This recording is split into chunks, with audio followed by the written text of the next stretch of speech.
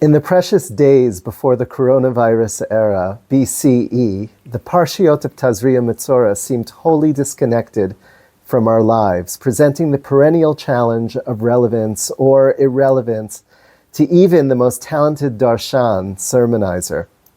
How are we to connect leprous plagues attacking both body and abode to our daily lives? And to what extent does the experience of quarantine resonate with our modern reality? These are only two of the many questions that we would have posed in a pre-COVID world. Then the pandemic changed our lives and transformed our relationship to these previously enigmatic Torah readings.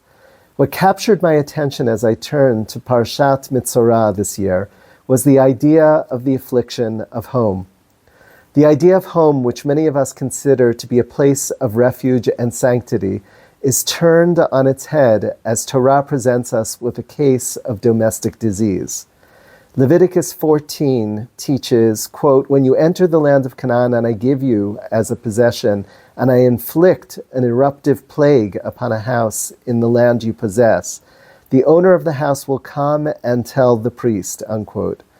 This triggers a series of directives in which the priest examines the plague. If the plague is determined to be serious, the house is quarantined for 7 days. Another examination takes place, and then a process of remediation occurs. What are we to make of this curious phenomenon and ritual?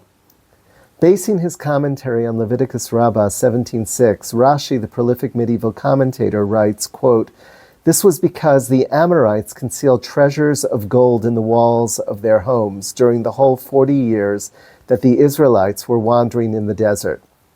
And in consequence, the plague was sent so that the Israelites would pull down their walls and discover the hidden treasure," unquote.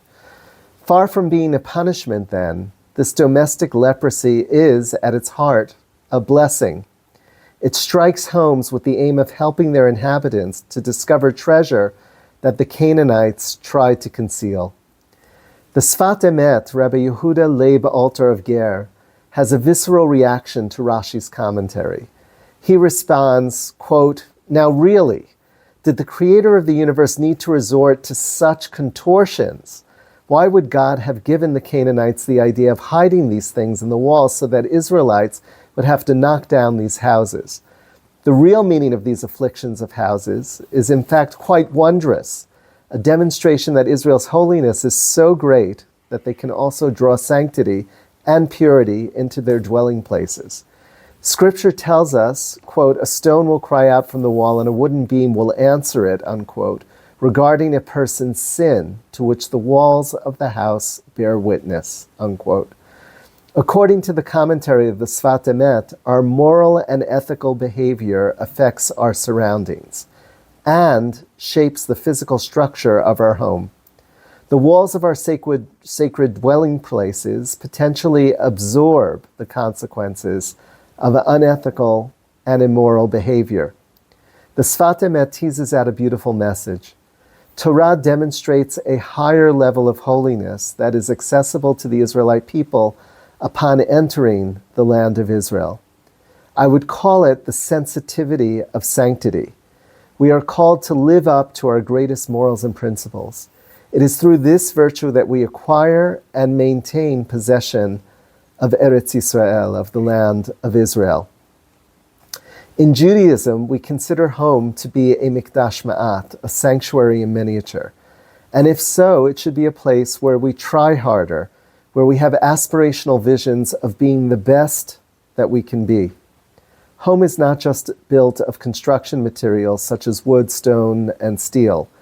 A home is also built with compassion, love, and an ethical compass. Without soulful work, our home will indeed be plagued with argument, corruption, and isolation.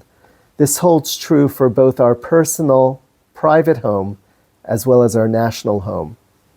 As we celebrate Yom HaAtzmaut, Israeli Independence Day, and Israel engages in the hard work of overcoming ongoing trauma, may the moral, aspirational vision of Torah guide our blueprint always, with wishes for a Shabbat Shalom and Yom Ha'atzmaut Sameach.